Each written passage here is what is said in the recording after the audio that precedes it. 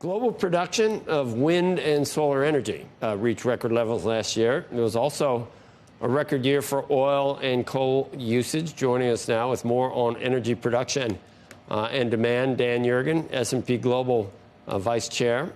His new article in Foreign Affairs magazine is titled The Troubled Energy Transition, How to Find a Pragmatic Path Forward. Yeah, we're not going to hit a lot of our goals, Dan. So we did, as we just said, records for wind and solar, but in terms of cost and if it was without subsidies and just in terms of the entire pie, what have we accomplished over the past 30 years? We're still at almost, what's the percentage? You tell me, 82% fossil fuel versus 83 or something? Yeah, I mean, we're basically the same, around 80%, a little over 80% of fossil fuels. So wind and solar, Joe, as you said, have grown a lot. The costs have come down. But nevertheless, this notion that you're going to have an energy transition that was going to unfold, that by 2030, 50% of the new cars sold in the United States will be electric cars, it's not going to happen. 10% of new cars are electric. And there are a lot of reasons for that. And one of the reasons is the return of energy security. Another is the growth of electricity demand for data centers. And another is just the scale of changing what today is a $115 trillion world economy. You don't change it overnight, and overnight would be 25 years.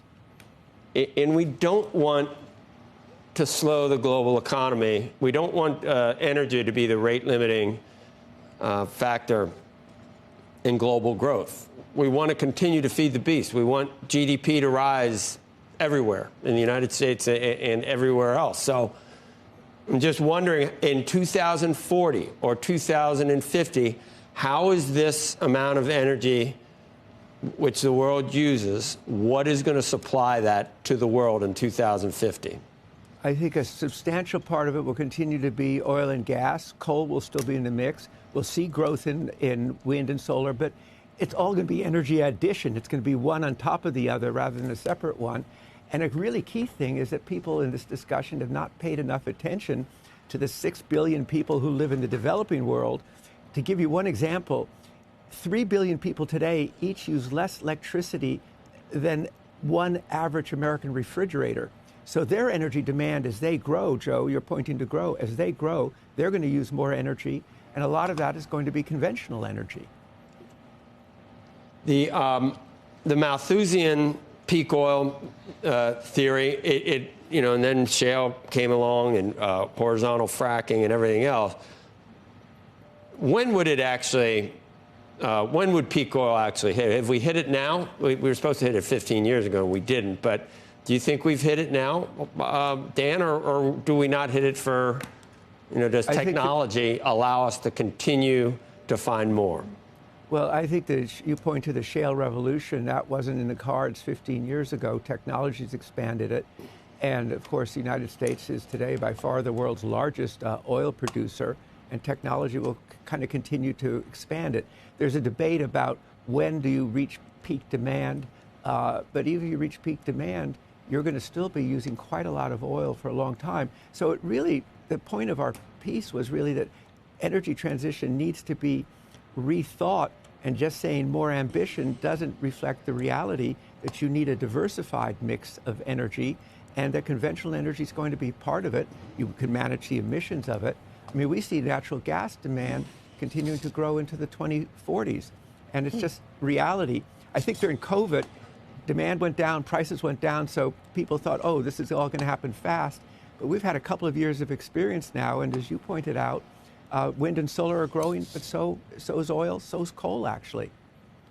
Hey, Dan, just in terms of demand, there's been this theory out there, we've talked about it, and a lot of people have, the idea that we're going to need so much more energy to meet the demand from the AI data centers that are going up all over the place.